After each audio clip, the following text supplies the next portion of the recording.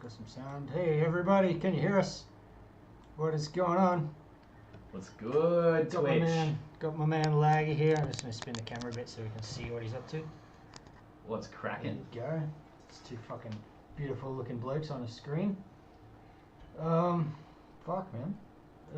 Welcome. Thank you. Good to be here. Always a pleasure. Oh good man. We got Dan Walters is in the chat. G'day Dan. How you doing, brother? Already, man.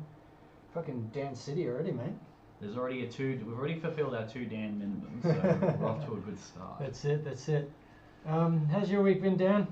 Let us know, man. Yeah, enjoying the Motorhead on the intro. That's good to see. So we're live on Twitch and on YouTube.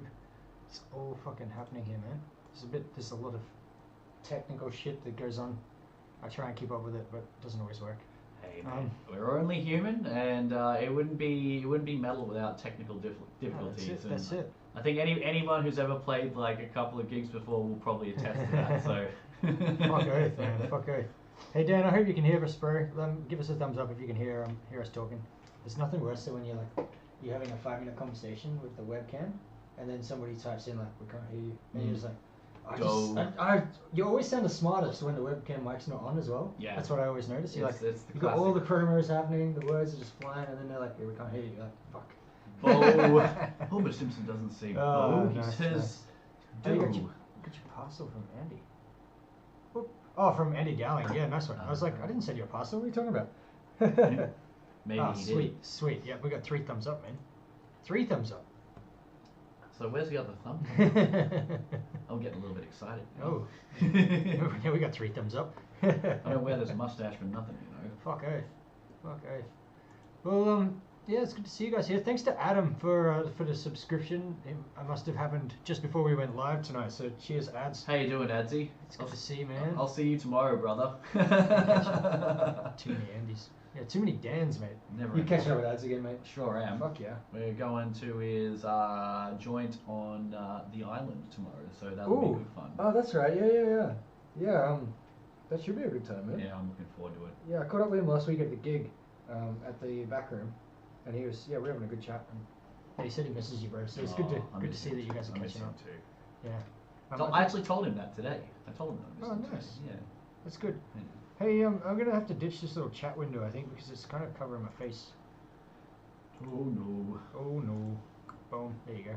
Oh, what's that other thing? Goodbye. There you go. G'day all. Some shit on the screen. Was that in the webcam? I don't know. Whatever. That'll do. But never too many Dans. Dan said. There's never enough Dans. There's never enough Dans. Fucking hell. So all I can see is like the aviators in the window, and I can see that they're just slightly not like sitting on my face, and it's like triggering the shit out of my OCD. Not working correctly, huh? You got to get the sunnies right, bro. Come on, mate. It takes a lot of effort to look this good, man. That's it. It does for some, perhaps. How's the gig? The gig was good, man. It was Hidden Intent played a covers set, which was a good time. Odious was sick. Idle Ruin fucking blew the house down. I think they were the best band, to be honest. They usually are. Yeah, they killed it, man. Those boys are really growing, hey? I think their voice has been pretty incredible right out of the gate, really. You know, particularly at this point in time, LG's been around the woods once or twice, and yeah, for sure. You know, we were talking about this the other night. Yeah, I think the best part of like this whole learning process is like, particularly by the time you get to like 30 and beyond, you've learned a lot of the things of what not to do. So it's just like attrition, like process of elimination. So the time you're like really okay, now we're really ready for it. You know, you could say it was a bit of a Pyrrhic victory, but you know, you get there in the end, don't you? And not to say that he never was, but no, they're an incredible band, and they're going to go very, very far. That's very, very obvious. No, I agree, man. I agree. They've been just hitting it from the get-go. It was like singles, and then like an EP came out, and some T-shirts, and then they hit another. So they did a split, and then they got an album coming soon, and it's just been like one thing after the next after the next. They've been really on top of it and producing stuff quicker than we can consume it sometimes. It's bloody brilliant. That's what you want. Yeah, man. It's been really good to watch, and like you say, you know, they've been around long enough. Tim obviously and Caleb have been in other bands as well, and much like you and me, like we've had our fair share of mistakes in our careers so far. So you kind of learn from them, and by the time you get to, as you say, over 30, you're kind of doing it a bit smarter. Yeah, Yeah. that's definitely it. Yeah. I think for anyone that's at home, you know, this industry, this business is all about momentum.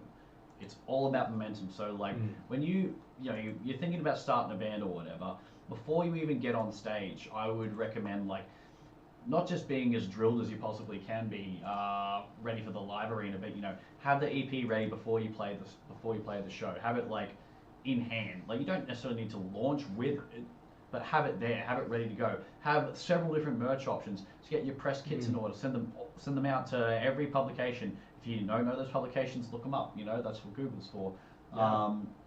Get your name out there, and by the time you go and play that first show, you know, that's one thing you can immediately do to have that momentum and all your cards like in your deck, so to speak, rather than like, all right, you know, obviously these are things that one needs to learn, but yeah, just keep all the cards in your deck so that when you're ready to play them, you know, you've got just royal flush across the board. That's it, man. As you say, it's about momentum and just sort of keeping in front of people, right? So having a lot of that stuff pre-prepared, you can just drop and then just drop and drop, and you don't have to try and produce it that quickly and scramble to make less quality of stuff. Because as you said, you've got a little bit of a backlog, and while you're releasing that, you're working on the next thing. And yeah, I mean that's definitely seems to be the way the industry's running, man. And if you can keep up with that, like Ida Ruin is doing, man. I mean, yeah, you're gonna go somewhere. You have the momentum, and then it's just up to whether or not your songs are good. That's it. The rest is up to you. That's it, right? Rest is up to you. That's fucking it, man. Dan said he was gonna go see Stalker this weekend. You know Stalker? Oh yeah.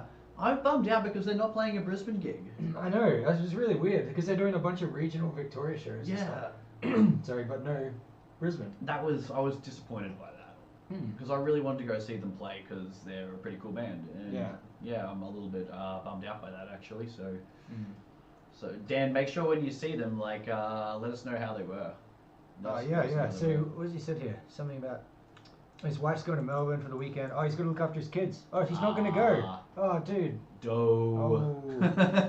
Rough. Well, you might as well have been from Brisbane then. Yeah, that's it, man. That's rough. That's rough. Unlucky, brother. Yeah, fucking, it sucks when bands come to Australia and they don't do Brisbane. Like, I know they don't always get to the West Coast, and I know we can sit here, like, definitely ahead of Perth in terms of the gigs we've had, but, I mean, Brisbane's always, like, usually got a decent turnout. Oh, yeah. And honestly, like, you've been to Perth, eh? Yes, I have. Yeah, when I went, like, we went twice, we played there, and both times we had a great gig, great turnout. What was your experience like? I think that Perth is maybe low-key the best city to play in the country. There you go. And here's why. Back when I was playing in Malakyte, we'd never been to Perth before. Didn't have any presence over there whatsoever. And they put us on in Inglewood, I think was the name of the suburb, which is like Inglewood in LA. being a gangster. Hip hop fans out there, I love that. Yeah, it's good stuff. But yeah, like we rock up there and a couple hundred people. Damn. We were just like, bloody hell, this is incredible. And every time I've been back there ever since, like they always turn up. And they don't give a shit. Like, you know, they will turn up. They will always rock up. Certain other places it can be a little bit hit and miss, but Perth always turns up, and I love playing there. It's a beautiful city. That's been my experience too, man. I try and get back there whenever we can. It's just obviously it's a lot of money and a lot of time to get over there, but any Australian tour, in my opinion, isn't complete unless you visit WA. 100%. Fuck yeah. Dan's a bit jealous because he's freezing in Canberra. It's not that fucking warm up here though, lately. Yeah. It's been a bit interesting this week. I'm wearing layers. I've got layers. You're nice and colourful, bro. I'm digging it. I like being colourful. Yeah. You got the pink, the blue, the red. Basically, you just like throw every colour at the wall and see what sticks.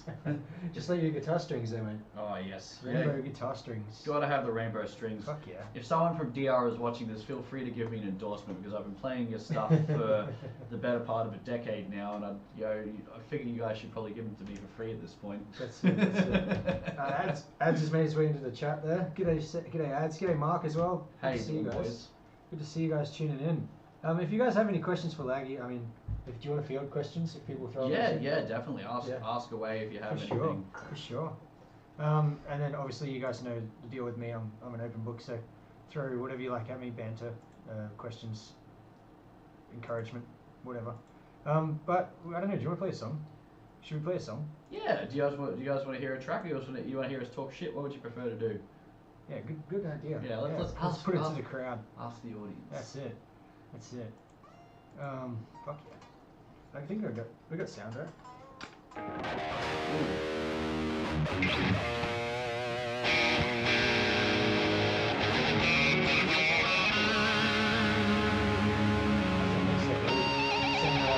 Sounds pretty good to me.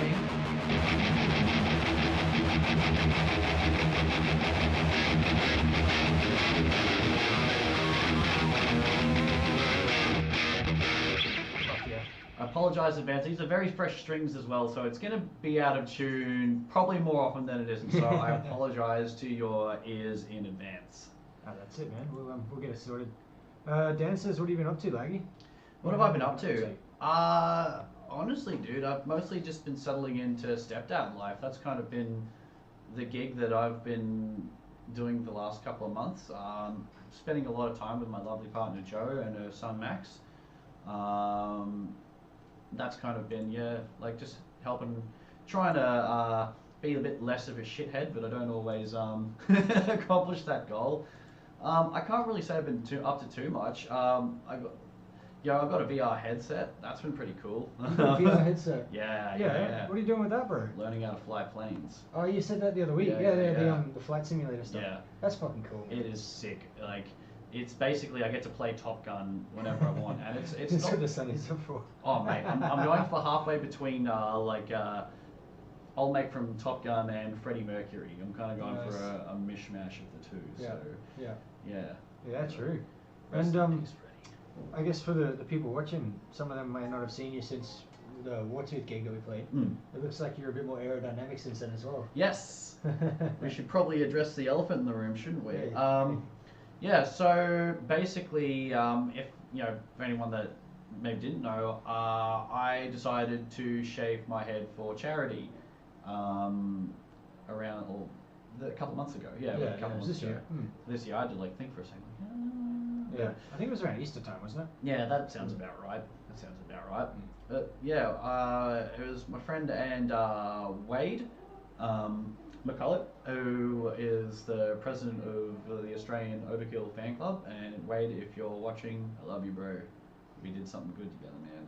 Fuck yeah, man. We raised about $2.5 grand roughly for a charity called Share the Dignity, and what they are aiming to do is to help women not have to experience what's called period poverty. So essentially women who may have gone without sanitary products for various reasons, including homelessness, domestic violence, trying to escape that kind of thing, and for whatever reason they haven't been able to acquire those products. So Share the Dignity essentially makes sure that they have those products, because everybody deserves dignity. And I figured, having the long hair, it would be only fitting for me to kind of give up some of my own dignity in order for some other people to have some. So absolutely, bro. That's really admirable, man, that you'd get behind a charity like that. Oh, they're great. And do that stuff, yeah. They're great. Just out of interest, is that something that people can still donate to, or is the charity? I mean, the charity, yeah, absolutely. They can donate to the charity. So there's two ways that they accept donations. You can either do a dignity drive, I think in March, and one around like November, October. I'm probably wrong there, so if anyone from the charity wants to correct me on that, please feel free to do so. You might notice the pink bins that are set up at the front of supermarkets, at the front of pharmacies, and basically it's for people to donate sanitary products that they may have in that way. And also they do the monetary drives as well. So yeah, nice. they're a great charity. They're not like certain other organizations that will take like a massive cut of the profits or whatever to pay for administration fees. And all that kind of crap. They're as legitimate as it gets. They're a great charity. I was able to do I've done some bits and pieces for them in the past, so to be able to do something for them was really sick. That's awesome, man. Yeah, that's really cool, and good on you for getting behind it. Again, it's not even me. It's all the people that donated and were able to. They were the ones that made the difference, not me. I just cut my hair off. Yeah, that's easy. Easy for some, but he couldn't get me to do it, mate. I'm gonna keep It was this. pretty difficult. Keep this like, yeah. Dan said he's done the world's greatest shave a couple of times as well. You're a And weapon. He's very stoked with the amount that you guys raised, and yeah, Dude, he you're a offers his weapon. congratulations. So good on you, Dan, as well, for getting behind the world's greatest shave. That's for cancer patients' sake. That is correct. Yes. So yeah, fucking good on you guys. Like, Yeah. good on anybody that can do some charity work. I think it's just a way of giving back to the world. Yeah, You know, absolutely. It's definitely a good cause. I guess I just feel like, and Dan probably would have to, agree. Like life is, we've been pretty lucky in life, and there are others that maybe haven't been as fortunate. So it's a way to kind of, I don't know, man, just like try to share some of that love around a little bit, Yeah. Yeah. No. Absolutely, man. Absolutely. Well, speaking of sharing the love, maybe we should play a tune, huh? Let's play some tunes. Play some tunes. Yeah. What would you like to play, my friend? I don't know, man. Like, I haven't really been playing much guitar. This is actually the first time in a couple of months that I've picked up a guitar. So, again, I apologize in advance for my poor playing. But I'm just like, I've gone into this with, no rounds in the chamber, so to speak. Just, came here with the axe and just ready to shred whatever. Fuck yeah. Do you remember questions that we used to jam? Oh, I can give it a whack. Give it a whack straight out of the gate, or do you want to do something a bit easier to start with?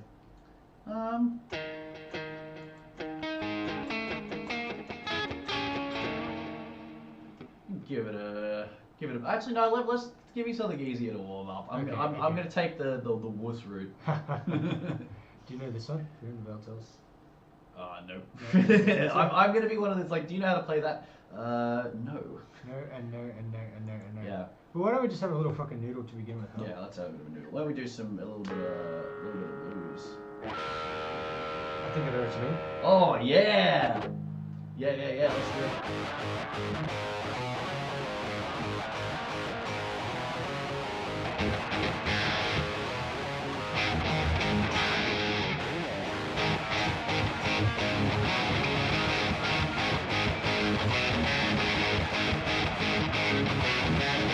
Take it away, man.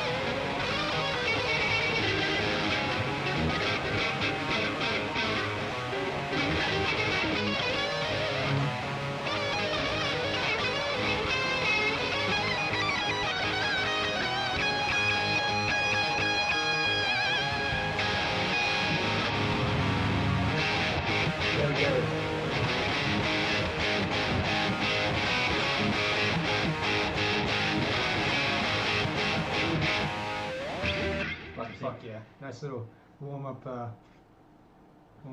the fingers. I've got some major cobwebs I've got to blow off, so I'm hoping we can blow some of those cobwebs off tonight. Fuck yeah. Yeah, let's see if that. Yeah. Ooh, yeah. That's when I'm going to my bow. So cutting out there. Yeah, I'm gonna need to do a little bit of adjust the rooney there. Yeah, I reckon. Nice one. Ad says it's good to see you play, man, and Dan said nice jam. So thanks, brother. Warming up the fingers there. Fuck yeah. Fuck yeah. Cheers, man. Cheers. That was bloody good, wasn't it? Well, It like was. again, very rusty. I apologise in advance. Couple of months we're talking. Hey, we used to jam that a bit. Just jam on that. Sorry, a bit. Going way back on. Every time we used to catch up for a jam, we'd just bust that out to warm up the fingers and have a little noodle. We actually got to play that. We did an off the cuff performance of that when we were in. Was it Ipswich? It was Ipswich. Yeah, it was Ipswich was warm, but like, yeah, no, yeah, we did it in Ipswich in at Goldie's basement, and that venue is sick. It is, huh? Yeah, that venue is friggin' sick. Yeah. No, I really enjoyed playing that gig, man. That was our last gig, wasn't it? Yeah, I guess it was, wasn't it? That's a bummer. It was, man. It was. Life goes on. Dan says he no need to apologise. He really just Dan appreciates us checking in every Thursday night, man, and having a bit of a noodle. So we appreciate you, Dan, too, man. Oh man, you're too good, bro. You're too good. Dan has been on every single live stream so far. I'm up to this is my 5th one. Oh, there you go. And he's been checking us out every week. So what a weapon. Yeah, man, I really appreciate it. And like I said earlier, I think you might have missed it, but cheers to ads for the subscribe too. We're up to 29. When we get to 50 subscribers, I'm going to be giving away a piece of art that I drew myself. I'm sure a lot of you guys already know this, but it's over here somewhere. Maybe. Unless I got rid of it. Da-da-da. So I'm giving away the channel art when we over this way. When we get to 50 subscribers, I'm gonna sign it and give it away to one of the people who have supported the journey. Who drew that big fella? That would be myself. Yeah. Yeah, thanks, bro. How good is that? He's a talented man. He's a very, very talented man. Yeah, I try not to boost myself up too much. Well, don't worry, man. I'll pump your tires all night. I still got to get my head through the fucking door when we leave. That's the problem. That's the problem. But yeah. Dan says he wish he could have seen us live, man. We wish he could have played for you live, bro. Yeah, the energy was good. It was a really good. It's a really good vibe in the band. We were looking forward to like a bit of a national tour, and after the Back in the Game launch and all that sort of stuff, we were really looking forward to getting out there and playing a bunch of gigs. But there definitely were fires in the oven, so to speak. There was what's it? Irons in the fire? That's what. Yeah, that's the expression. There was definitely irons in the fire. But you know, just that's just life. Just doesn't work out. Sometimes it doesn't, man. Yeah, that's it. Hey. But all it means is just like moving on to something else. You know, that's just wasn't what your story was supposed to be. Yeah, and now we're here, I guess. Hey. So that's how that plays out. Like you could have seen a Raiders game while we were down there. Mate, dude, like trust me, I will be down to Canberra at some point for a game. So, like by all means, yes, let's go. We'll go cheer on the mighty Raiders and maybe have one to 10 beers. one to 10 beers. I like that. That's a good number of beers. It's not too specific, but you kind of get the gist. Well, you know, like if you're going to a game, very, very rarely you're going to be able to afford any more than 10 beers. That's true. Oh, dude, like it's like at the footy, it's like watching I'm not going to say the team, but it was for 4 beers it was like $50. Yeah, and it was like in a plastic cup. Just for $12. 12, whatever it is, $12.50 each. That's insane. That's nuts. That's loose, and not in a good way. Yeah, that's really rough. Ad says it was lucky to see us live many times, and most of your live stuff too, obviously. He's a gun. Yeah, Ads has been a big fan of Laggies for a long time. Sucks we aren't around anymore. Still would have loved to seen a show with us and Zagtar. So that would have been sick. Yeah, that would have been really sick. Never got to share the stage officially, but yeah. Dan says he's on the lesser end of drinks nowadays. Hey mate, that's a good way to be. It's not always a bad thing, hey? Yeah. I've cut down on the beers a lot, to be honest. Yeah? Yeah, since I started like trying to get fit and looking after my mental health and things, I sort of cut down on the drinking. It wasn't a choice. It just kind of happened because I was obviously trying to get fit. So you try and watch what you're putting in your body, and obviously the mental health wasn't very strong. So I'm like, well, I don't want to just go and get drunk. I want to actually sit with my feelings and my thoughts and things a little bit more. So it just kind of naturally happened that way. And now I don't really miss it. I still drink every now and then. And like I had a party the other week from farewelling all my Brisbane friends, and I definitely had a few drinks that night. But Yes. yeah, I mean, it's one of those things. We're not 19. We're not getting out there getting smashed every weekend or every weeknight mate. even. You know. Yeah, nah. I think just like the big trick with it all is if you try to treat it like a boogeyman, then it's always going to be a boogeyman to you. But if you let it run your shit, then it's going to run you into the ground. So like to find that middle ground, I think is really important. Like Yeah. I know like for some people that's super difficult, and I like definitely don't want to diminish anyone's struggle going through addiction spirals. I've certainly had periods in my life where I was using alcohol to self-medicate. I forgot where I was going with this. That's alright. That's from too much drinking. We're back on track. Yeah. No, we were just talking about we were just talking about how like you're cutting down on the beers can be a good thing, and we're not 19 anymore. So Yeah, 100%. That's it, man. I mean, like when you're young, you kind of everyone does, not everyone, but you know, it's a pretty popular thing. But as you age, I guess obviously you don't recover as quickly. No. That's a big change. But hangovers start just to kind hurt of- more and more. yeah, and you just kind of get other priorities in life and want to do different things, you know. Yeah. So, and yeah, but Ads has said he's already into the beers for his birthday weekend. He's kicking off the weekend early. You're a gun. Fucking weapon, bro. Yes, Nice the- work.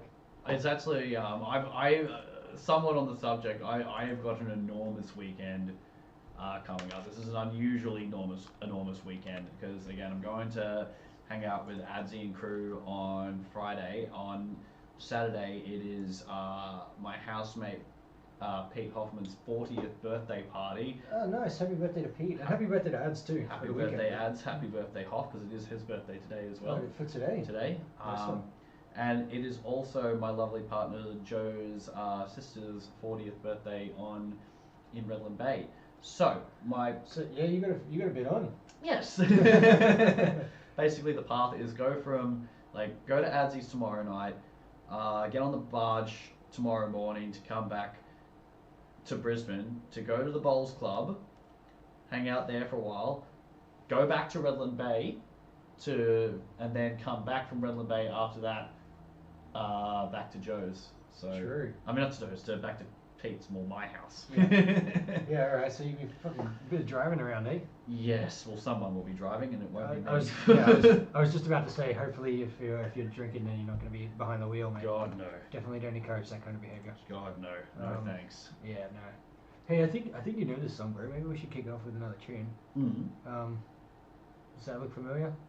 What do we got here? Oh yeah. Let's sort of see how this.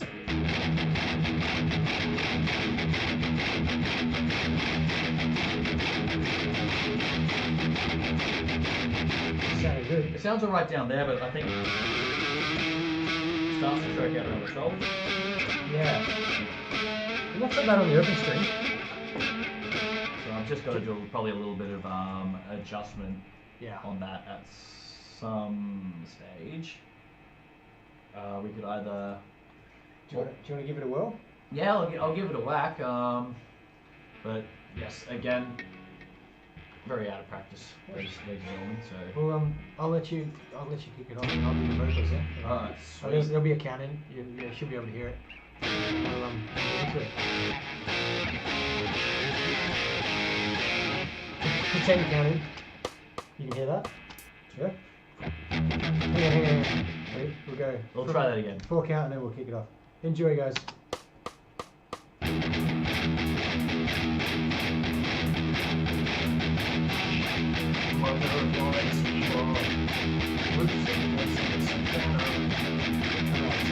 Yeah, I think I'm out of time as well. I'm just got like the vaguely got the click in the back of the. Yeah.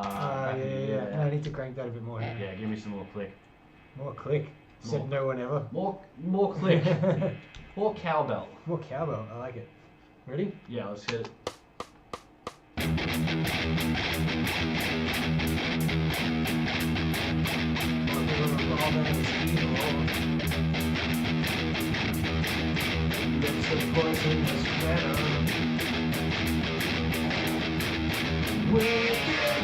Just knows how to please. Please, as yours, get down on your knees. Wow! Brights of the frame method. Get the palms of the enchantment. Spellbound searching through the night. How it moves through the fight. The fight.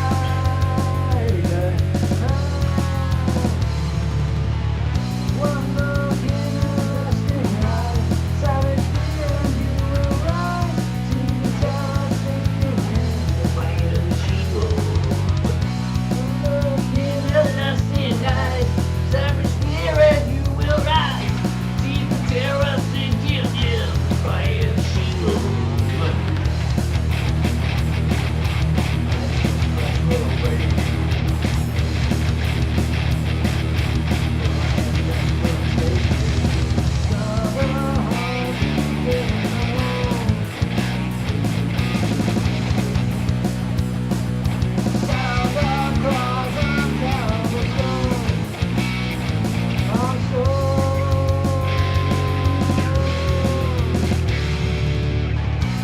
look in a resting eye.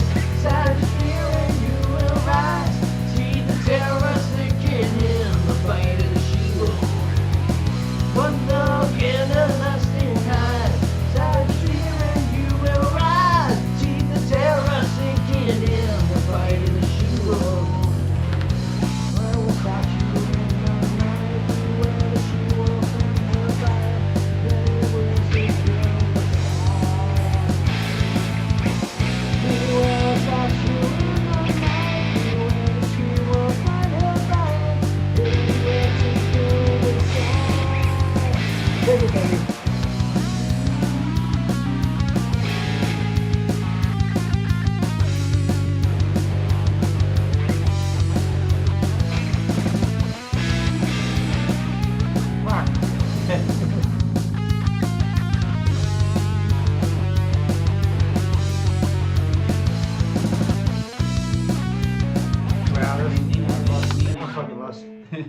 I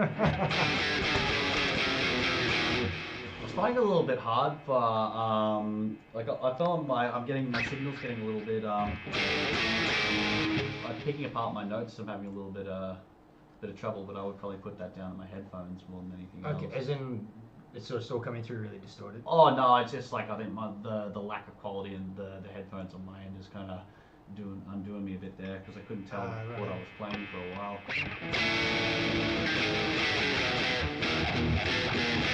I can barely hear any definition from one Yeah, thing it's a to the bit next. out of sorts there, huh? I might have a quick fiddle with my settings Yeah, as right. well.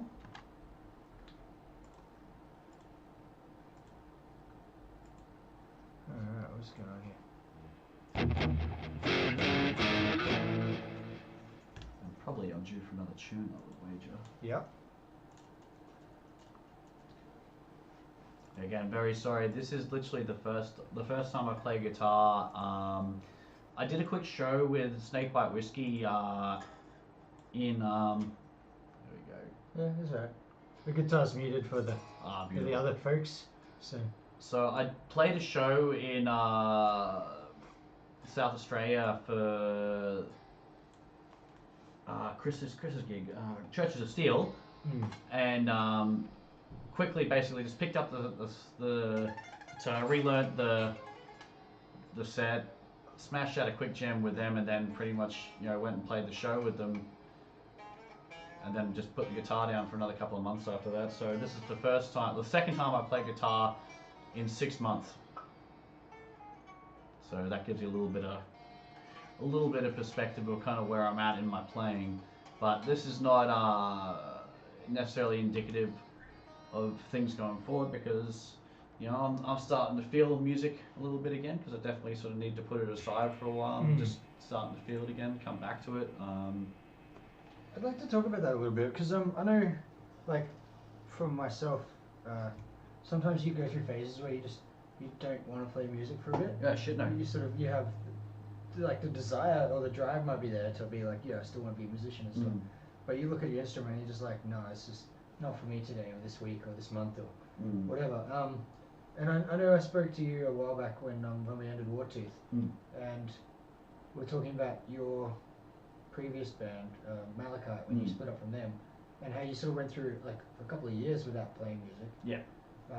And then when Wartooth ended, I initially felt like I didn't want to play music for a bit, but honestly, it didn't last very long. Like maybe a couple of weeks, and then I was just like, no, this is what I want to do. Like I want to play music. This is like who I am, you know. Yeah. So I think maybe that's like a person-to-person thing or a situational thing or something. But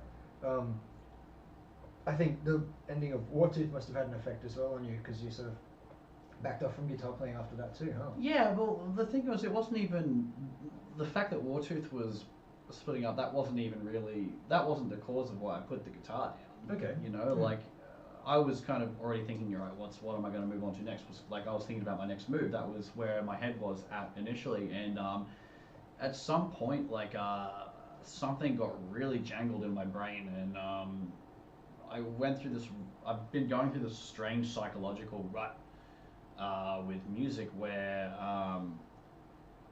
I believe some people call it imposter syndrome, and I guess I hold my audience in the highest of respect, and I felt like in my head I was like, I'm cheating people. Like, why would anyone come pay their hard-earned money and set aside that half an hour or whatever of their lives to come listen to me? You know, I just felt so undeserving of that. I felt I was undeserving of their time and their attention and their money. Like I felt like I was a fraud or something. This is this year you're talking about? Yeah. And it basically got to the point where it's like I almost felt like I needed to bleed for the audience, for them to get what I would consider getting their money's worth. Okay. You know, that's where my kind of mind was going. I felt that anything less than that was ripping them off, and I struggled with that. I really struggled with that, and it's like really emotionally heavy. And but I'm just starting to kind of come out of that, and a lot of it was just coming back to the realization of like, hang on, like heavy metal is sick, you know, like, and that's fuck yeah, it is. That's what it is. It's like heavy metal is sick. Yeah. You know, like that's where it's at. See, Adzy's just pumping our tires up a little bit there. Okay, man. Just saw that out of the corner. He knows what it's about. Yeah, again, give me a couple of weeks, Adzy, and we'll be sounding really good again. You know. Oh yeah. You know, but I just gotta, you know, to get back on the horse, you know, you gotta put one foot in the stirrup first. You know. That's it, man. We'll have to have another one of these like in Victoria or something. Yeah, definitely. It'll be like a maybe more musically focused night, and we'll just play like a half a dozen songs or something. Yeah, We'll definitely. have a real jam on it once you got the rust off, man. Well, that's it. I gotta kick the rust off, and again, like, probably where I'm at right now maybe isn't fit for public consumption. But like, can they hear me? Can they hear the gap now? Like, Yeah, it should be on. okay, good. Yeah.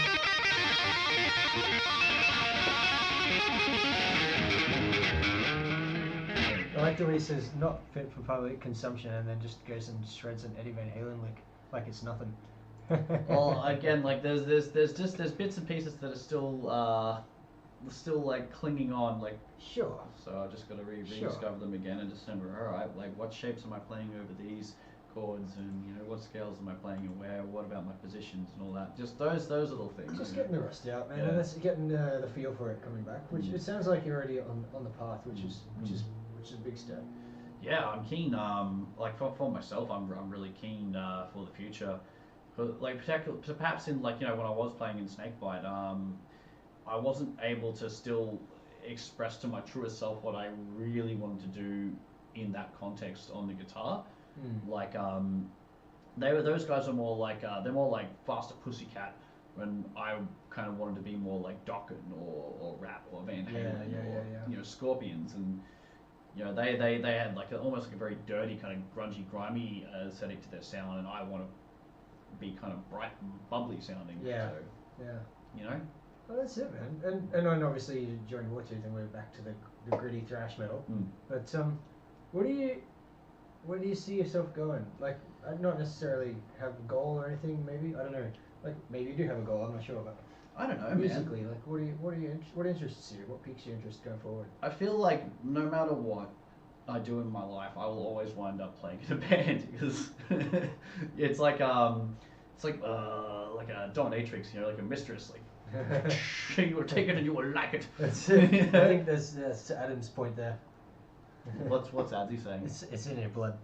Yeah. Metal is in your blood. Yeah, it is. Like, it actually is. And like, try as you might, you know, it's like, you know, they say, like Rob Zombie said in Headbangers Ball, like, you know, you don't become a metalhead for like, you know, one summer or something like that. You know, it's something that it's in your fucking blood and in your bones, and it's in your soul. Like, you never let it go. And if you do, then you know you probably weren't really all that into it to begin with, were you? You know, like. Yeah. Oh man, we got some lifers in the chat, like Dan Walters and Ads, are absolute lifer heavy metalers, man. So they know Sworn to the black boys. Fuck yeah, man. Sworn, we are all sworn to the black. Absolutely. You know, it's how we are. Like, you know, whether you choose the music or the music chooses you, I'm not really sure. It's a bit of both, perhaps. But yeah, once you become a metalhead, like, not many people are ex-metalheads. You don't meet too many people that are like, oh yeah, I used to be into metal. Like, you're into metal or you're not into metal. You know, it's kind of how it is. But yeah, I mean, like, in that sense though, like you talked about, you know, when you were in Snakebite, you wanted to sound a lot more brighter and more colourful, and experiment with a lot of different sounds. Is that something you still like to do, or are you more in a gritty mindset now? Oh yeah, no, it's got to be bright and colourful. Like, I'll give the folks a quick example. Go for it, bro. A Snakebite track, Down in the Dirt, like.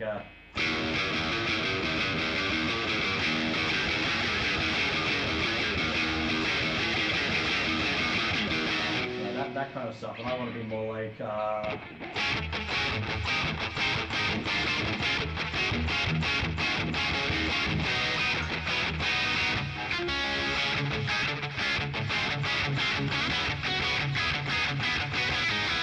know, just it's a lot more like 80s and bright Van Halen-y kind of vibe. Yeah. Whereas the Snakebite stuff, you can tell is a bit more late 80s, early 90s. Yeah, 100%. It's like, it's Guns N' Roses versus Van Halen, and I'm a Van Halen guy.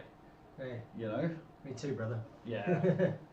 Rest in peace, Ed. Rest in peace. Oath, man. Fucking oath. But yeah, as is saying the same thing. You know, it's our culture, our lives. It's how he's seen it for most of his life. And Dan says metal for life, for sure. Might listen to something non-metal once in a while, but metal is the mainstay. And oh yeah. I'm the same. Like, you know, we've talked about it. Like, we listen to a lot of bands that aren't heavy metal too.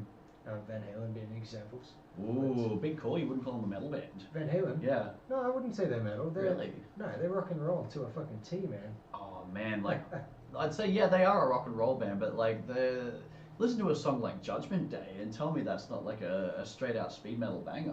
Yeah, fair point. You know, even like something like Hot for Teacher. Hot for Teacher is a metal song. It's speed. Yeah, the drums have definitely got the speed and everything, man. Like, I would definitely, but then again, you know, they've obviously got something like Summer Nights and Best of Both Worlds, and that's just like great, this great 80s laid back rock. Yeah. You know, like, that's the brilliant and diversity of Ed, is that he was just such a good songwriter. It's like ludicrous of how good a songwriter he was. Yeah, no question. One of the all-time greats, if not the all-time great, at least. I believe you put him in that handful. Yeah. Top 5. But yeah, man. I guess to your point, well, we were actually talking about this last week on the stream. Like, somebody asked, what's the difference between rock and metal?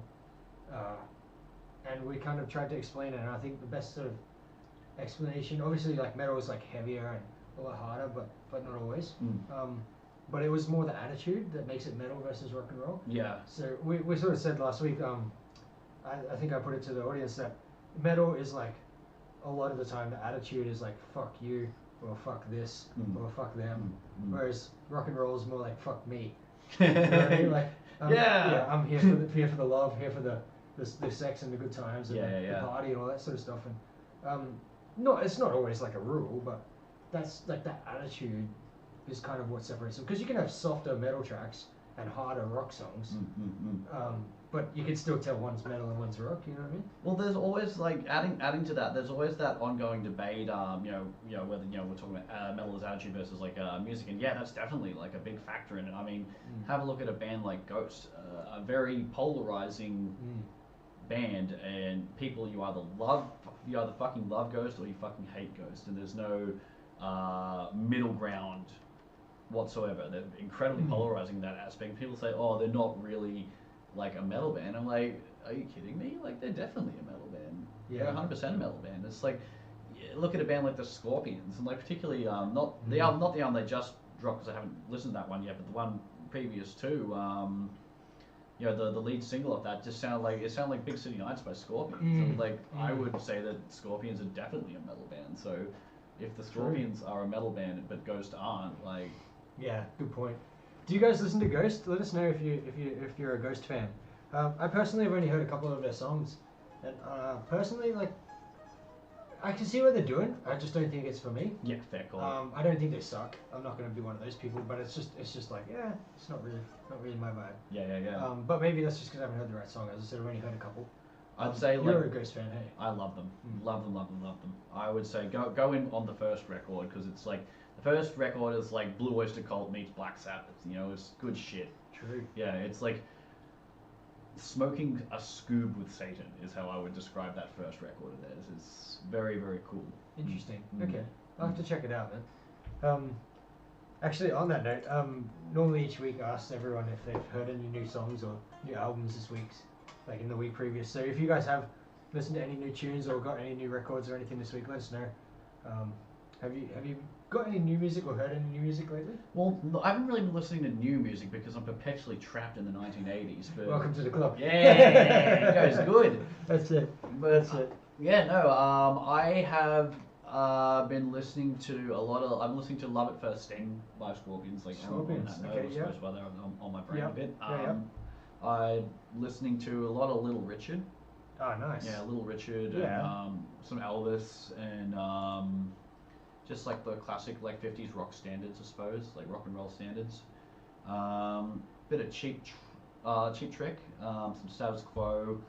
I love the fucking Quo, man. Yeah. I'm a big Status Quo fan. I'm just cutting my teeth on them, so like, okay. Yeah, bro. Yeah. Like, check out their live stuff on YouTube. Like, they throw it down live. Yeah, They just absolutely, like, they put on a show. They put on the biggest fucking rock show, second to maybe Kiss. Wow. Like, it's a good Really? time. Yeah, and the energy is just, it's just oozing. Like, you can tell why they ended up sleeping with so many women, because they just ooze it on stage, man. Yeah, nice. But, Good on you, boys. Well it's done. all about it, man. I'm all about the Quo. In for a penny, in for a pound, a Status Quo. That's fucking it, man. I'm a big fan. Big fan. Yeah, nice. Plus, I love the vocal harmonies. I'm a big fan of vocal harmonies, and Status Quo does that so well. Well, I'm just like, again, I suppose like I'm sort of new to the Status Quo kind of, and I know like Ads is going to give me shit for this because I'm always like, oh, I'm only hearing this band for the first time, and Ads is like, really? Like, what are you doing? Hey, no, we had a chat about that a few weeks ago. It's one of those things like everyone has their musical journey, and sometimes we miss big bands or obvious bands, and like potentially Quo wasn't on your journey so far. But then I might sit here and say that I've never really listened to much Ghost, for example, or something like that. And everyone's, Dan's a perfect example too. So Dan's always looking for new old recommendations, as in recommendations of old music that's new to him. Okay. Because we all grow up differently in different circles, and you find your own way through music. So it's what I'm saying is we're trying to keep this community not so much like, oh my god, how can you not have heard this band? It's like, if you haven't, like, fucking sharing is this caring. is the album to check out, or this is the track to check out.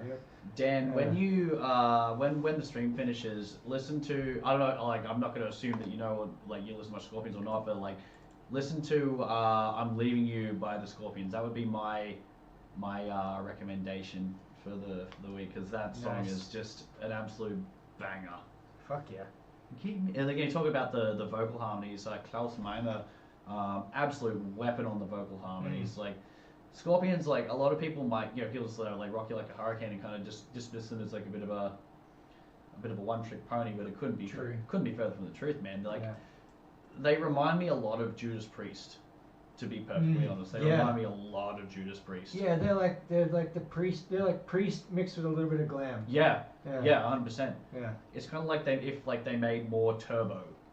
Yeah. Which I would not be adverse to because I love Turbo. And if people say that that album is bad, they are wrong. That album is fantastic.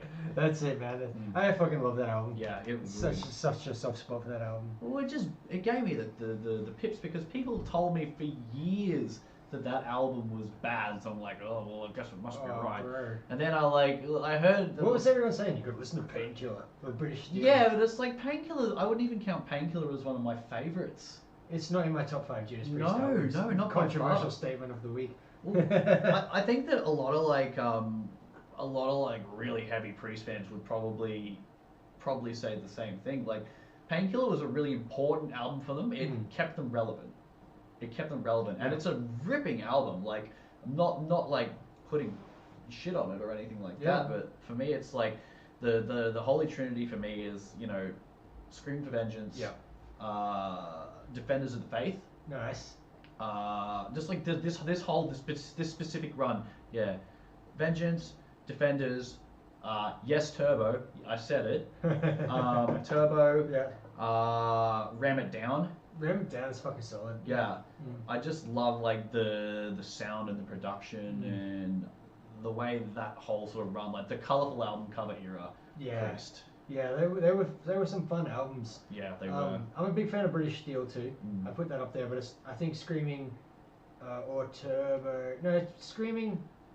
Actually, I don't know which my favorite Priest album is. That's a hard one. But definitely Screaming for Vengeance is a long way up there. Point of Entry is underrated. I'm going to say that. Point of Entry is incredibly underrated. Yeah. Like, Kaya's making spewy emojis. She's not a fan. Not a fan. You are wrong. Actually, we missed a few comments here. Back on the Van Halen train a little bit. As says Women and Children First was always the most metal album. Oh, and it's that his favorite album's Van great. Halen album. That album's great. It is, man. It is. A lot of their like later albums, like obviously everyone knows Van Halen, and the like the early David Lee Roth shit, and then 5150, massive. That's my favorite Van Halen album. Yeah, it's amazing. But it's like 1984 and stuff like that. But it's those later ones where they went a bit more like, I don't know if you call it alternative. They weren't trying to go for that big stadium mainstream rock sound so much, and more. I don't know. I feel like they wrote more for themselves and not for the pop charts. Well, that really comes through. I think. What was the song they did for the? I'm just having a little bit of a mental blank here. Off the Twister soundtrack. I'm having a mental blank too. Let me Google it. It's just escaped my mind. I think that's just like Humans Being. Yeah. Oh man, that song rules. That song rules. Fuck yeah. Brendan says 5150 is his favorite too. Oh dude, it's so good, isn't it? It is. It's a banging album. It's just it. Yeah. I can't speak highly enough of it. I love the vocals on it. I love the guitar work. Everything about it is just amazing. Dan says also he used to put things like Van Halen in metal, but metal seems to be heavier, so the older stuff tends to be more like rock, just from its age. And I guess you could, if I were to throw like a Led Zeppelin into that question as well, a lot of people say Led Zeppelin is early metal, but when you listen to what metal is nowadays, Led Zeppelin doesn't sound like metal at all. Well, would you compare it to early Priest? Yeah. You know, because you could probably say like even before British Steel, like they were still like as metal as it probably got. Like God, was it Circle of Tyrants? Just trying to again, I'm having mad mental blank. Like we're talking early Priest here with Tyrant. One row so dressed in fear, chained and shackled, we are bound. Like, man, there was nothing heavier than like that. Killing Machine and stuff like that. Like even I think it was even like what was it? 1976, 78, 78. Destiny, Killing Machine, Stained Class. Are these songs? Yeah, these albums. I'm trying to remember back to early Priest as well. Sin After Sin, like the song Sinner, like and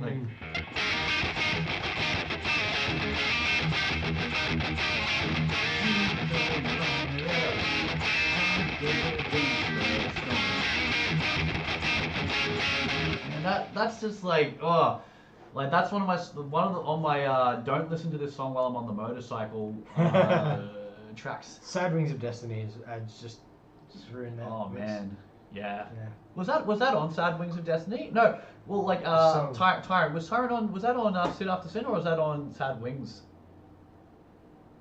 Didn't you guys just see her metal at Headbanger's Journey? Yeah, like 10 years ago. That's it. But I mean, that's one of those things, you know, like to Kaya's point, I suppose. But and to Dan's point, I guess what is metal and what is rock is like. I mean, there's a bunch of scholars sitting in a room somewhere discussing where the line exactly is. But... And they're all wearing Celtic Frost t-shirts.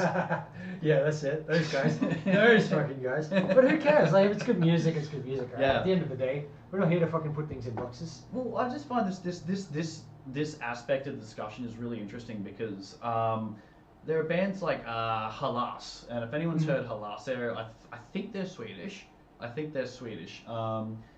And they're kind of like if you heard them back in the 70s, you know, they wouldn't be caught out of place in that kind of 70s kind of smoky, proggy kind of thing going on.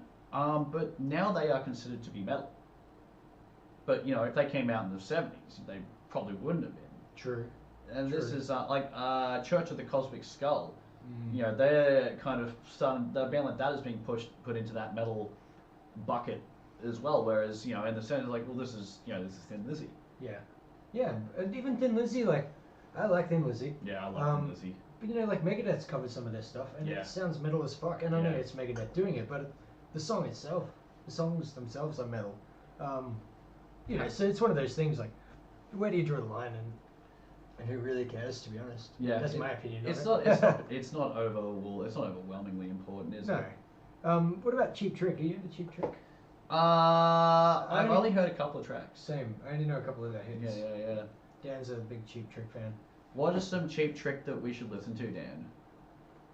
Let us know. Yeah, let us know where we should start on Cheap Trick. We're new to the Cheap Trick world.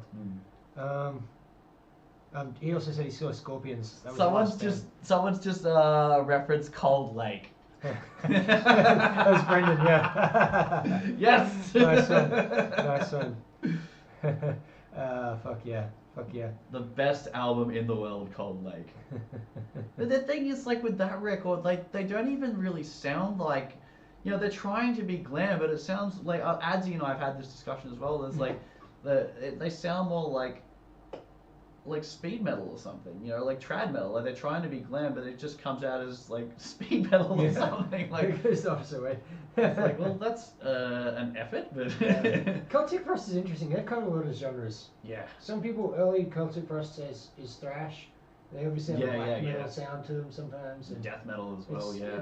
They've got a lot of variety in their sound. Celtic Frost. Bro, they are the godfathers of extreme metal, and particularly like towards the end when they were. My man.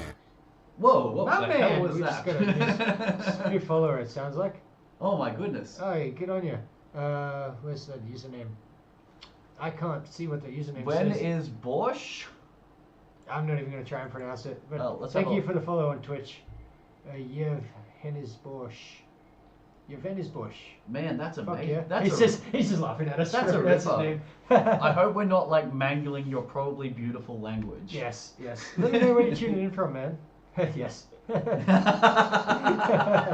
are you tuning in from, bro? Is it German? Oh, you're Aussie. Oh, you just got a. It's just a you just got ripper. a name. Nice one. He's just Nice. a bloody copper, isn't he? I think he's just I think he's trying to stitch us up. But thank you for the follow, all the same. Really appreciate it, mate. Az says you're going to be listening to live Asked Budokan tomorrow. Oh, you're a good man. The full version, whatever that means. I'm not sure what that means. Do you know what the full live, version live, is? well, it's like, did Celtic Frost didn't do the Budokan, did they? Surely not. I would have thought they would, because the Budokan's like pretty big. Where is it? Because because I know like a couple of bands. Like I think Ozzy played the Budokan, and Megadeth were going to play the Budokan, but Dave Mustaine OD'd on heroin in a bathtub. He Mustained it, yeah. Yeah, so they couldn't do that. That I think that was one of the contributing factors towards Marty leaving. I'm pretty sure because he was so disappointed about not being able to play that show. Yeah. But yeah. That's it, man. Oh, he said his name's Ukrainian. It's transliteration. Member of a band he loves, Ignia. Ignia. Nice one. What kind of stuff do you guys play? Yeah, man. Let us know, bro. Keep that. We'll check back in a sec. But have we heard Livewires under attack? Do you know Livewire from Sydney? I heard them then when they were Fenrir, wasn't it? They've changed the name. Yeah. Back when they were it was like the first time I saw like Fenrir. They had like a flute player and they had like the big. It was like folk metal almost yeah. back then. Yeah. And it was still cool. Like it was still cool. And then all of a sudden they turned into these absolute alpha Chad animals. Oh yeah, bro. They beefed up. The hair's like this fucking wide. Like they're playing speed metal now. Yeah. Good I haven't heard that under attack though. I'm gonna have to check that out, Brendan. Thanks for the recommendation, bro. I love the vibe those guys are putting out. I really love the vibe that they're putting out. It's right up your alley, man. Very 80s, very pretty much. throwback. Yeah. And I'm definitely gonna check out Under Attack, man. Well, I can't believe I missed that too, to be honest, because I try and keep up with a lot of Aussie music. Well, maybe on the subject of Aussie music, maybe like in the chat, is there any Aussie bands that people are checking out right now? Is there anyone that they're listening to that they're vibing with? It's like my head sort of is out the door. I've had no idea what the hell has been going on, probably for the last 6 months or so. So I don't know who's doing what other than I'll Ruin are really good, and so are Chalky's band, Odious.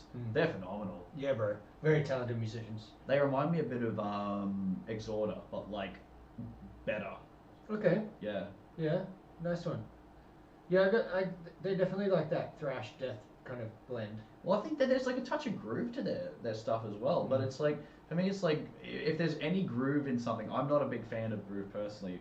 So anytime I see something like that kind of pop up, I tend to go a little bit. Yeah. But Odious rule. Yeah, they kick ass. Like they're undeniably amazing. Yeah. We've got a couple of suggestions. So Brendan's a big Aussie metalhead. He's said Ida Ruin, Reaper, and Aeon's Abyss. And then Dan said Thraxus. Thraxus is from Sydney as well, I think, aren't they? Or Wollongong, perhaps? Somewhere down there. I heard Panic's new stuff. Do you know Panic? With a K, isn't it? Yeah. What are they like? They are a little bit thrash, a little bit rock and roll. Yeah, nice. A little bit punk. Oh, yeah, cool. Yeah. I've been following Panic for a few years now, because we toured with them back in 2016 or 2017. We met them and played a few shows with them, and then I brought them up to Brisbane one time. And I'm good mates with them, but they just released a new music video a few weeks ago for a song called The Fight Song. So if you guys are into some stuff, just give it a spin on YouTube. It's a pretty sweet music video, to be honest. And the guys have put a lot of effort in, and definitely worth checking out. Worth a sus. The guitarist from Panic is an absolute weapon. He plays in like Darker Half. I think he's just doing Mason. Oh man, I think it's Mason. The Darker Half guys are super cool dudes. Yeah, man. They are really top blokes. They are. What's Kaya got for us there? She saw a local rock land band thinks Dan would like called Winchester Revival. Lead guitar is a singer, which you don't see too often. Where are they from, Kaya? Are they from? They're local. Yeah. Wow. Okay, that's sweet. From Brisbane, local Winchester Revival. Because if that's the case, then like I'm definitely gonna go see them play. Yeah, we'll have to. Yeah, that sounds fucking cool. Yeah, that sounds amazing. Hey. And yeah, to Brendan's point, they're Panic guitar players in Mason now. That's right, but they're still doing Panic.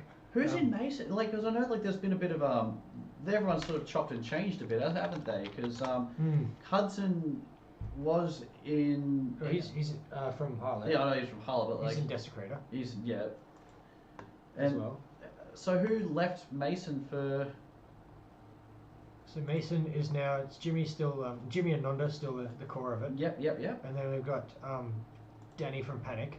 Mm-hmm. And then I'm not sure who their bass player is. I haven't met him or seen him around before, but he's a new bass player. How staunch does Nonda look? Wait, yes, Nonda has always looked staunch. He actually he's a pretty big dude. Yeah, too, he's isn't he? enormous. That guy's huge. Yeah. Yeah, he does look staunch in the photo we got here. I wish I could share photos with you guys. But maybe that needs to be a feature at some point. Let's check back in with here. Aeon's Abyss is playing on 1st of July in Fitzroy. We And a are band called boys from Nicholas- old Fitzroy. And a band called Nicholas Cage Fighter.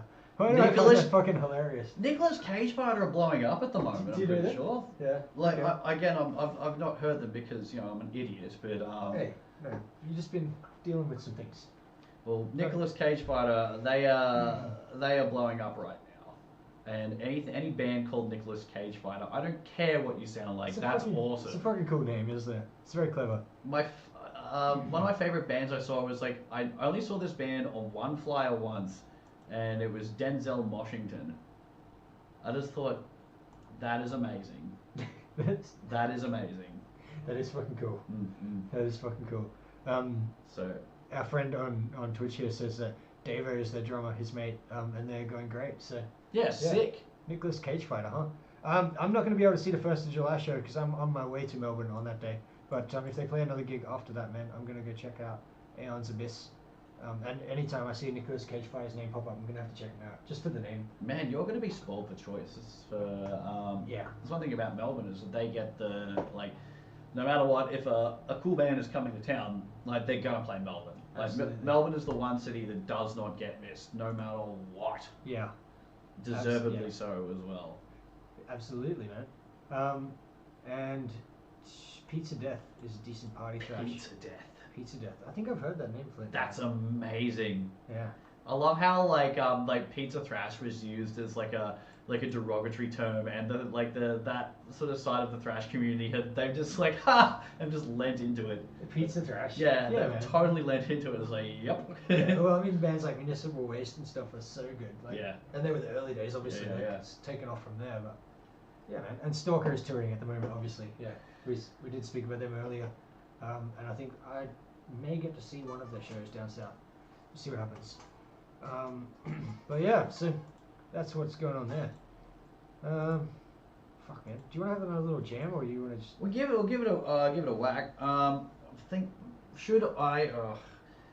I'll have to be careful because as we've kind of covered, I've just changed the strings on this tonight, and it needs a setup because anything beyond the 12th fret, I'm getting choked up there. Maybe I should just nuke some of my reverb a little bit because that's pretty intense, isn't it? Sorry, bro, you're on mute at the moment, so tune away. There we Yeah. go. That might give us a bit more definition. Really appreciate everyone for tuning in this evening, actually, to check out my last Brisbane stream before I move away, because I'm moving away next week. Just some logistics, actually. Are you tuning, or are you? Yeah, I'm pretty good. You're pretty good. Some logistics for next week. So next week I'll be on the road on Thursday night, but I'll still be doing a stream. I'll work out some way to make it happen, but I'll still be online. I'm doing a stream next Thursday from somewhere mysteriously on the east coast of Australia, which I'm not quite sure where I'll be. And then the following week I'll be set up in Melbourne. Hopefully have my new little studio room set up, and we'll get back into the full-time covers, because I know a few of you guys have thrown requests in for me. I've got Metal Church coming up. I've got to redo Exodus's And Then There Were None, because I didn't do that so well last time. Maybe I'll play some more Overkill and some Nuclear Assault things, all the good stuff. So I'll have that for you guys in a couple of weeks too. Yeah, do you want to have a little noodle, mate, before? And yeah, I am moving to Melbourne in next week, in fact, moving from Brisbane to Melbourne. So yeah, I'll have to catch up with you, bro. If you're around and you want to grab a beer or a coffee, or whatever they do down there, coffee, I guess, because it's fucking cold. It should be stated as well that like Andy is broadcasting right now from what I would argue is like the most intensely Brisbane spot in Brisbane, because looking at his front, there's the Story Bridge and Kangaroo Point Cliffs, and I think that's just the most beautiful angle of Brisbane. I've always quite liked that. So Same, man, same. I love being on the cliffs here at Kangaroo Point. Bianca and I are really gonna miss this place, man. Like we've been here for only 12 months. Absolutely fallen in love with the apartment. It's really spacious. Really suits our lifestyles. I get my own little music office, and the location, as you said, it's just phenomenal. And We decided, we want a lifestyle change, which is why we're moving to a bigger city where there's a bit more metal and things happening. But if we could take this apartment with us, we absolutely would. It's just amazing. But I guess one of the other challenges at the moment too is that just kind of how it is at the moment. The market up here is just going nuts. The rental market and the housing market. It's a bit stupid just at the moment. exploded because obviously because of COVID, and then everyone's trying to leave the other states to come here, and then on top of that we had the floods and all the other bullshit that's happened. So well, the depressing thing that I keep on hearing is that the pricing is starting to turn into, and I quote, Sydney, and that is not a situation like that we want in Brisbane. Like, not putting any crap on Sydney, but I think most Sydneysiders would probably even agree that their housing market is a little bit cooked. Absolutely, man. I was talking to a guy the other day at work. He's from Sydney. His parents still live there. His parents are in their late 50s. They're still saving for the house deposit. Oh. House prices start at like $850K or something ridiculous. Get a one-bedroom flat with a dead possum in the roof in Ashfield for $1 million. That's it, right? It's just mental down there. Melbourne's obviously on the a bit of a slump at the moment in terms of that, at least for rentals. It seems to be a good time to move there, so that's what we're doing. We're getting in while we can and securing ourselves a place, and hopefully, hopefully we love it, and hopefully we don't freeze our asses off too much because, that'd suck. Again, we got Dan in the chat who is from God's country, aka Canberra, so he would be pretty well acquainted with the old frostbites, frozen booger, stalactites, and all that sort of. That's it.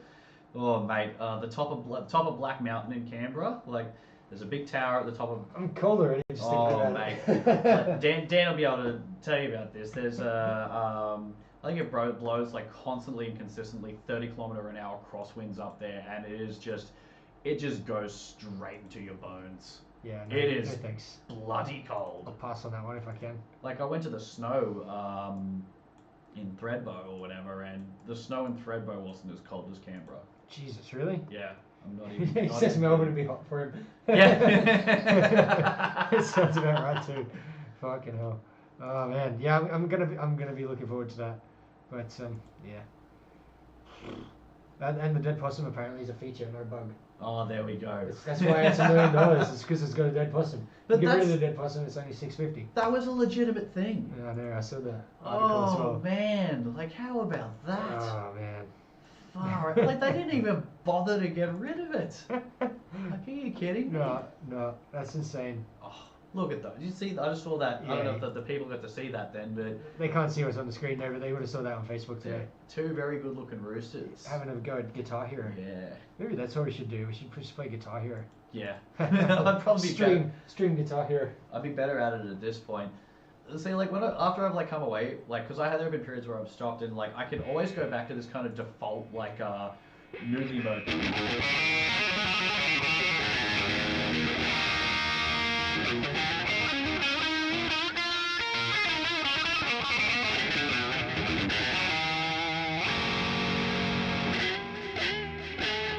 Well, I can if I don't have dead fret.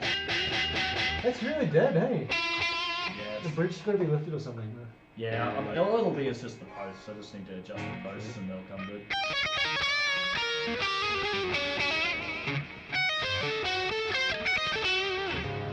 That's really cutting out, isn't it? Yeah. It's a bit of a shame, dude. Give it a tune. Dawn's joined us on YouTube. G'day, Dawn. Hey, Dawny, how are ya? She was watching on Twitch before. She's no! She's just jumped across. Oh, Dawn. Can't Sorry join the about conversations.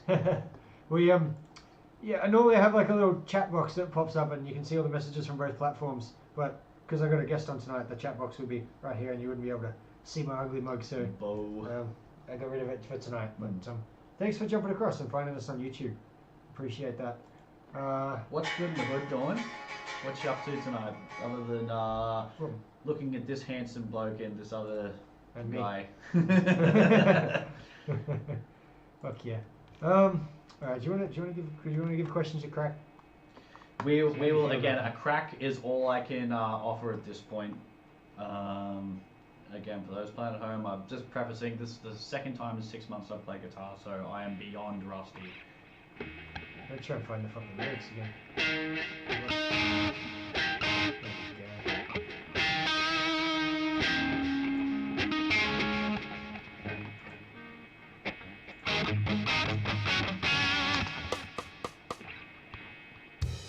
That needs to go louder.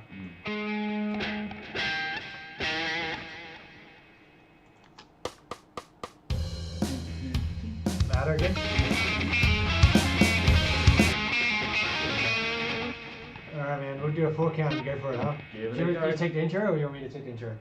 Well, I actually don't know how to play the other part, so I'll take the intro. Yeah, sounds good. Sounds good. Alright, well, this is Zentrix questions for everyone watching at home. Hope you enjoy the tune. We have to get another song in tonight. Yeah. So here you go, man.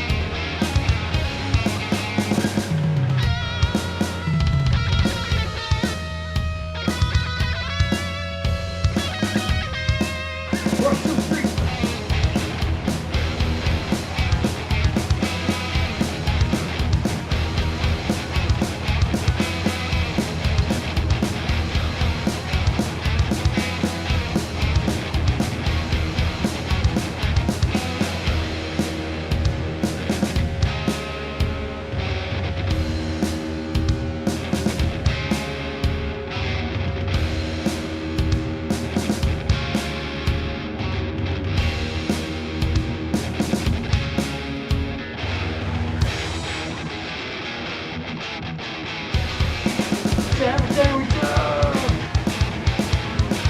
Whoa.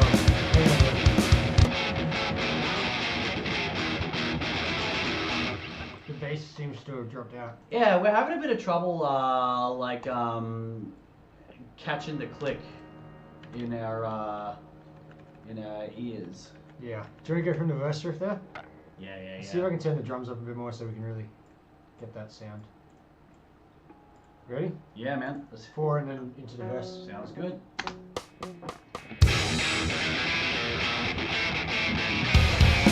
Every day we go, while we're here on the door, we're feeling all the good thoughts and tasting. Take it all and see what you feel.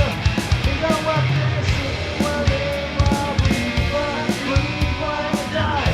These questions all tied up inside.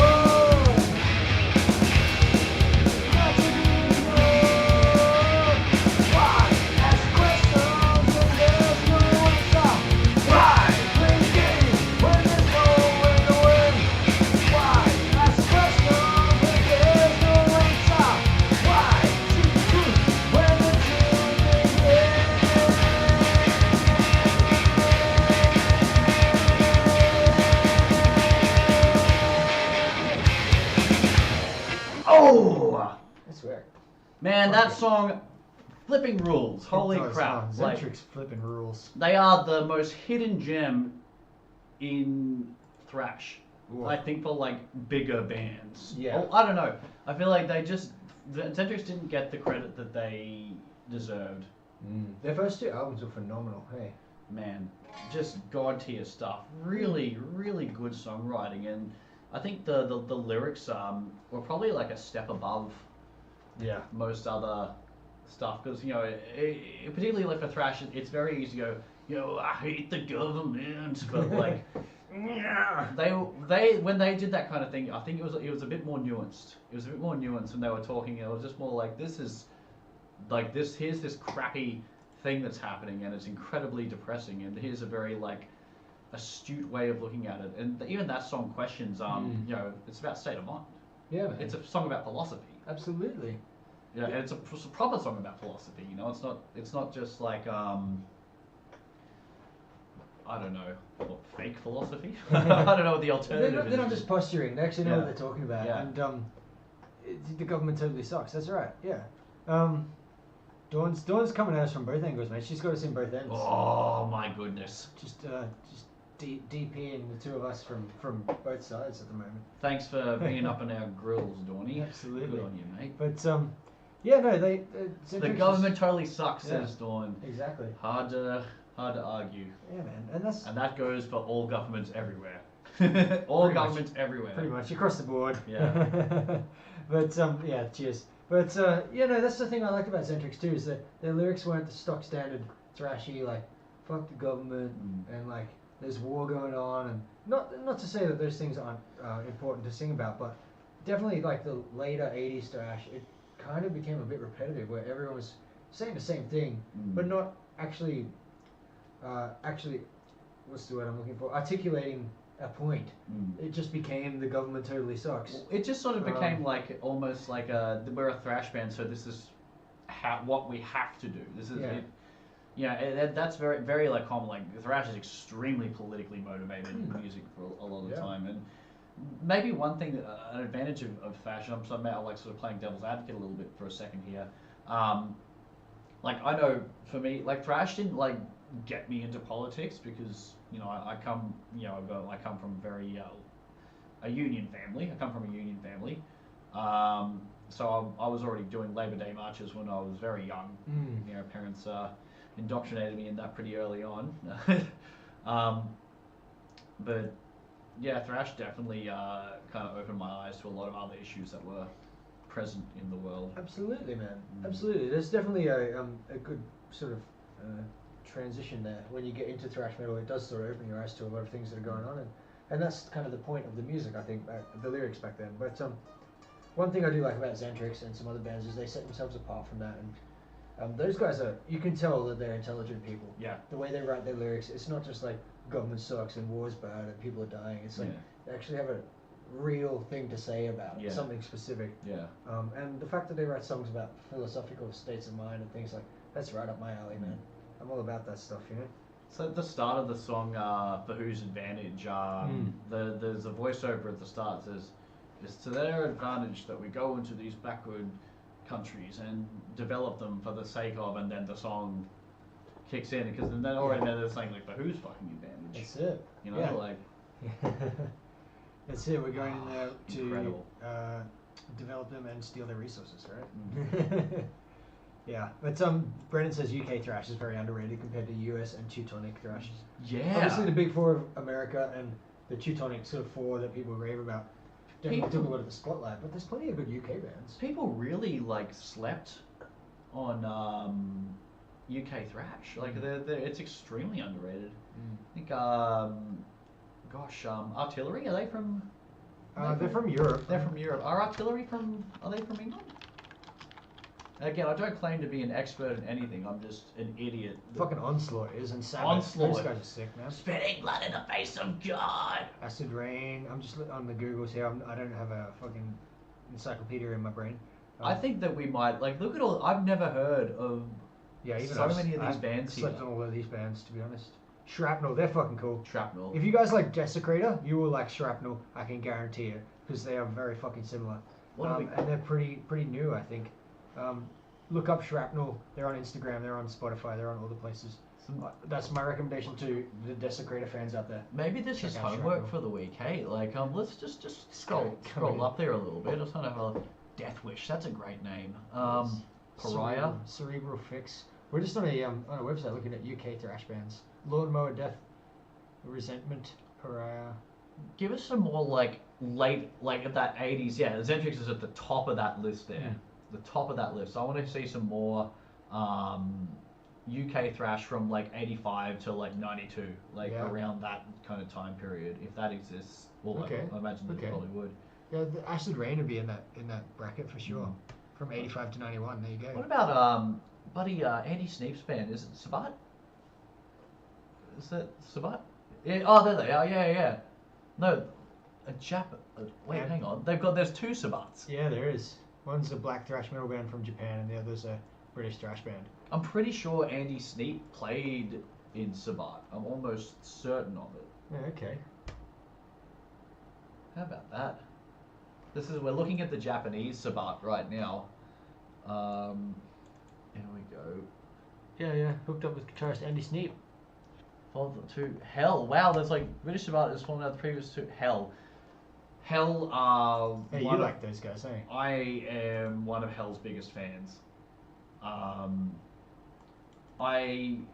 like Liam and I like Liam was like, no, you need to listen to these guys like back in the day, and we found them right when they were like, because they were a big Hell's story. Basically, they were a big deal on the local circuit in the 80s, like a big deal. They were kind of tipped to be the next Iron Maiden. Wow. Okay. Like they were in that same conversation, and they got signed to a record label to produce the first record. And the day before the album was set to release, the record label folded, and the band lost their entire investment. They lost everything that they'd worked on, and it broke them.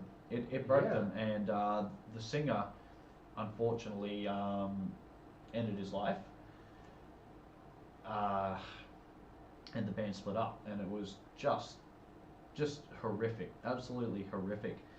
Meanwhile, there's a young fella called Andy Sneap who was a massive fan of Hell when he was a kid, when he was a teenager, and then when he became a big deal in the industry, particularly on the production side, he was like, we should reform Hell, and so he calls up Kev Butler from Hell and says, do you want to reform the band, like after having not done this for like 30 years? And he was like, yeah. And then lo and behold, they replaced the original vocalist with the brother-in-law of I think it's Kev Butler. I think it's his brother-in-law, and he's like a Shakespearean actor, and he's like a flair for the dramatic. Yeah, and, right. They finally, like 30 years, like the longest wait for like a band forming and their debut album hitting 30 years later. Did they re-record the same album, or did they make a new one? They re-recorded the same album, and they released a bonus disc with some of the recordings on. Again, they were mostly scratch tracks, not usable for. But that's the story of Hell. Wow, that's fucking cool, man. I love the artwork.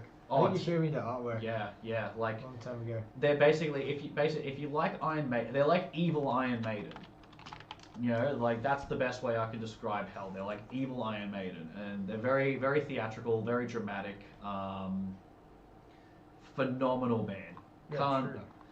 And I've been lucky enough because through Liam I've had multiple. We had a Malakyte, my old band had a relationship with Hell. Like we used to talk to them a fair bit. That's fucking cool. Yeah, we were just blown away. Like they're the most down to earth guys.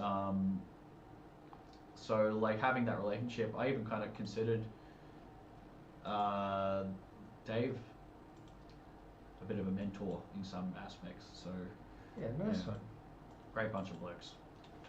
What do we Brendan said Acid Rain, Damn, DAM.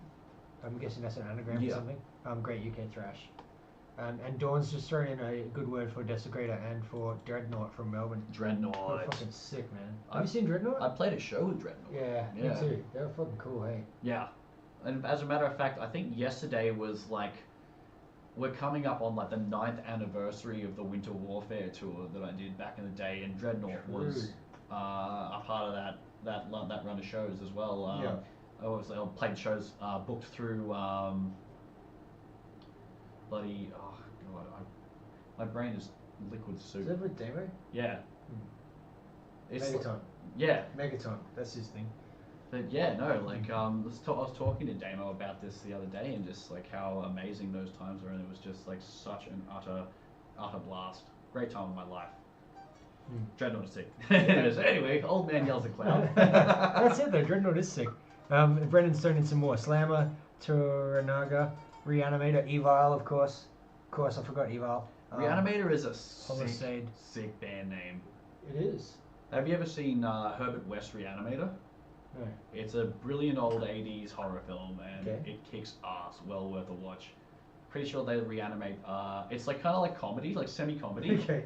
And Is it meant to be, or is it just B grade? No, it's like it's definitely done with a bit of tongue in cheek. Okay.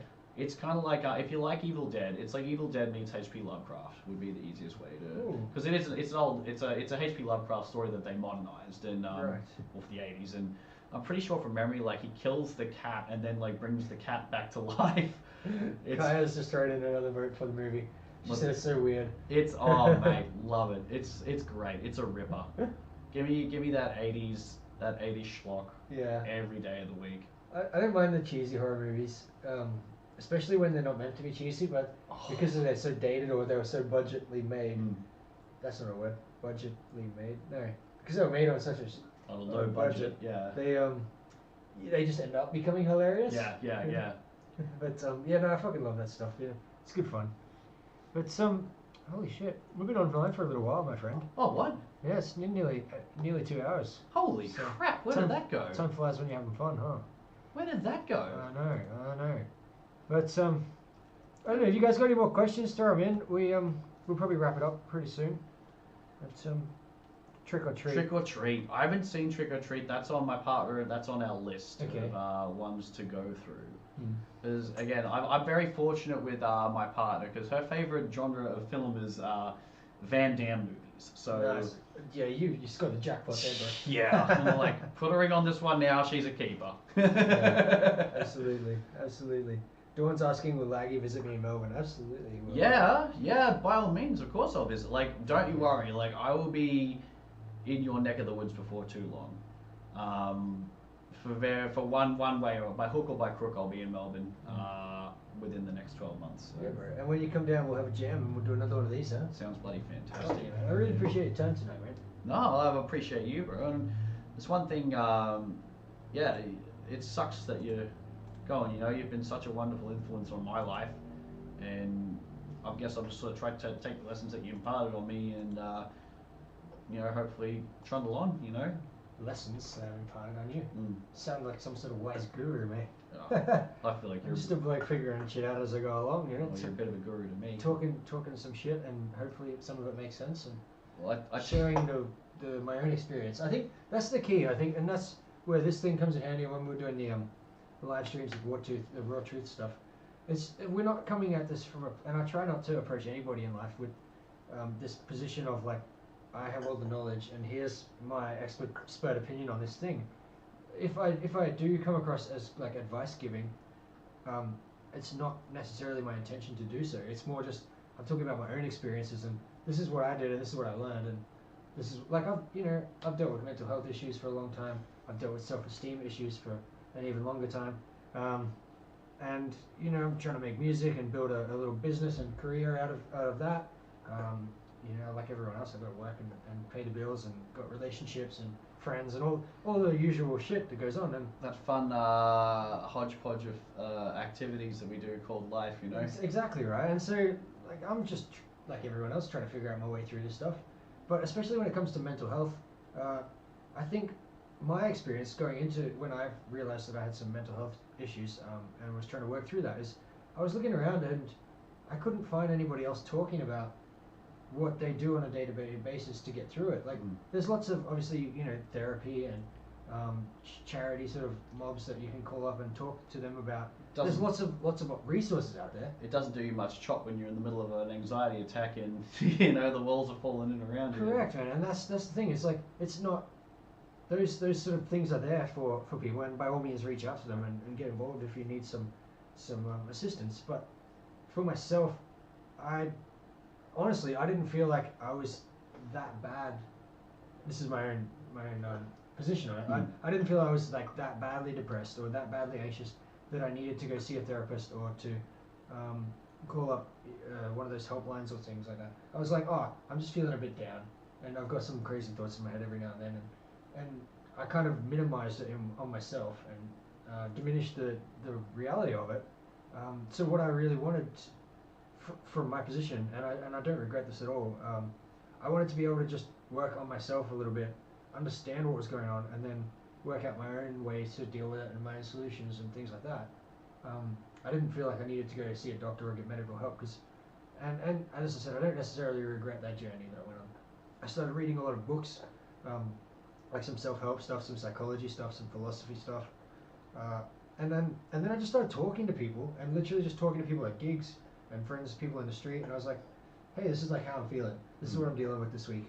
And people are like, oh, like I've been there, or yeah, I know how you feel. Like I've been there myself, and well, this is what I did to work through that, or this is what I heard you could try. And so I was just talking to as many people as I could about it, and trying to get some just down to earth, I suppose, like real life tips, and sort of take a little bit, try it, see what happens, and mix it with other people's advices, and sort of find your own way through it. But make your own truth at the end of all of it. Yeah, right. Yeah. But I guess what I'm saying is like, that's why I talk about things the way I do. It's not that I'm giving advice and expert opinions and saying this is, if you're feeling this way, this is what you need to do.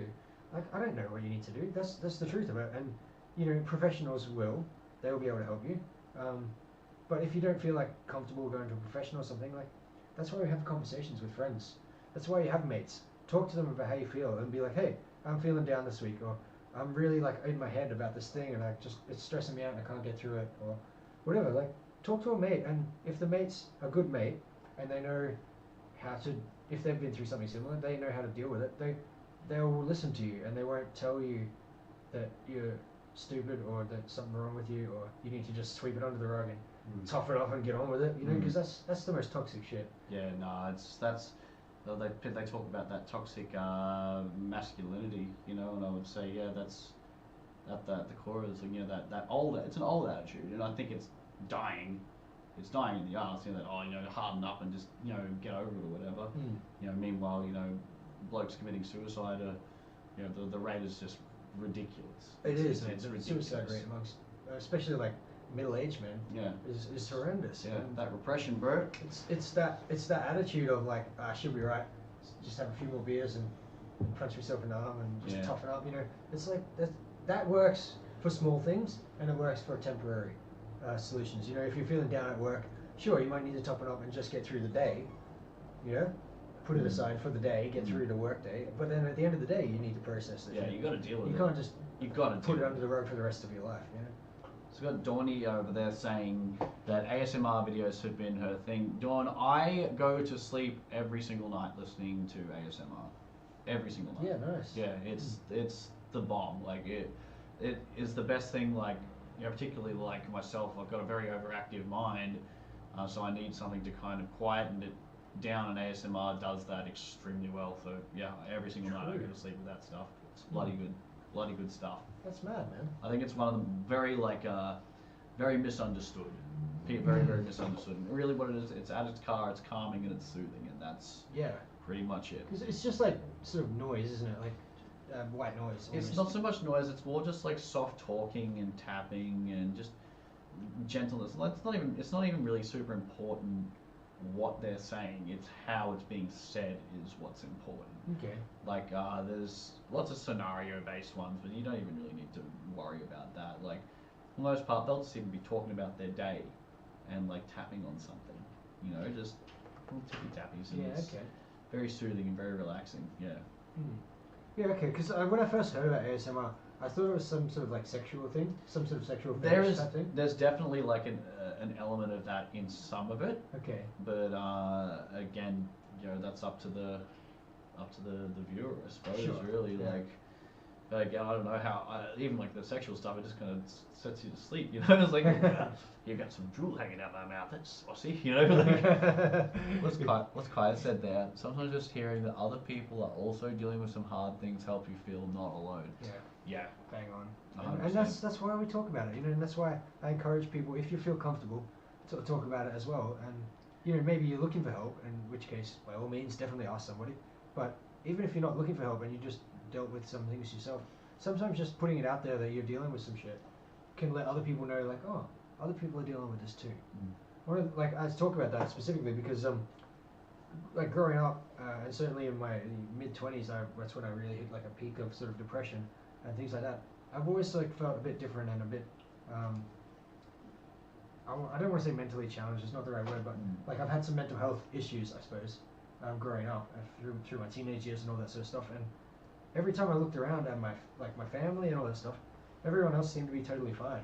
Seemed to be is the key word, though, isn't it? Sure, but I was like, oh, this is just a me thing, you know? And okay, maybe I've got some mates who are also dealing with it. Okay, but like, where did this come from? Like, because a lot of the time, you know, it can be genetic and all that stuff. And I'm like, everyone in my family seems fine. Like, what's wrong with this? And it wasn't until I got to a couple of years ago and I first started seeing a therapist, a psychologist. And I mentioned to my parents, I was like, oh, by the way, I'm like started seeing a psychologist, just in conversation. That's what's been going on with me this week. And they're like, oh yeah, like your auntie used to do that, and this other auntie that you've got also did that, and I got friends who have done that, and all this stuff, and like that was never a conversation in our house growing up about people who have gone to see a psychologist or anything, and it's the attitude within my family at least was like, we just don't talk about that stuff. We just toughen up and get on with it, right? And so I was thinking, like, fuck, I'm the one that's fucked up. There's something wrong with me. In this whole family, everyone else is totally cool, and I'm not. But then once I said, like, I'm going to see a shrink, people are like, oh yeah, no, other people in the family have done that. It's like, I would have felt a lot less alone, to Kai's point, if that had just been mentioned even once during my teenage years. Like, oh, by the way, your auntie's seeing a psychologist. And I'm like, oh, okay, that's a thing people can do. Like, heavy. You know, it's just, you just don't feel so, oh, it must be me, that's the problem, you know what I mean?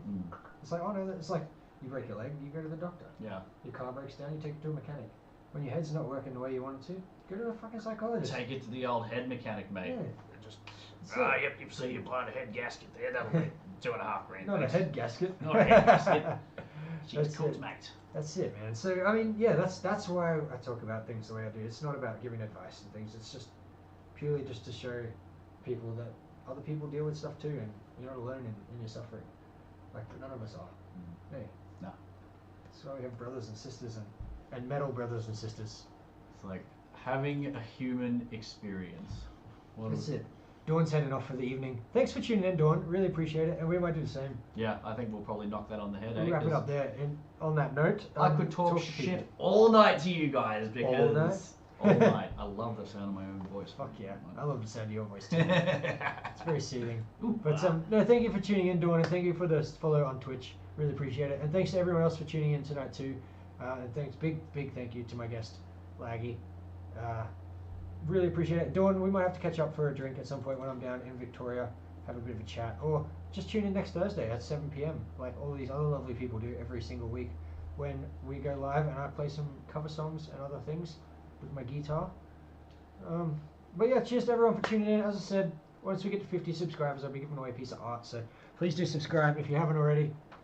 This is it here. This is the original. It's not a photocopy. I will sign it or write a cute little message on the back, or just tell you to fuck off. I don't know. Yeah. I won't do that. But can I give him the Van Halen lick to sound him out? Yeah, mate. You can give him a minute. Oh, mate. Here you go.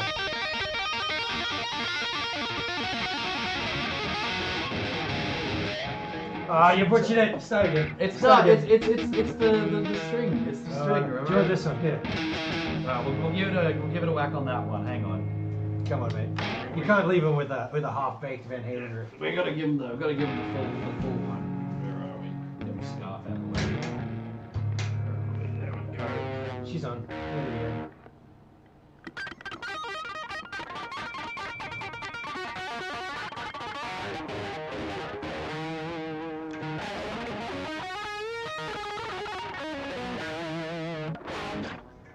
There you go, guys. Thanks, Hal. Have a good night. And we'll see you next time. Screw you guys. I'm going home.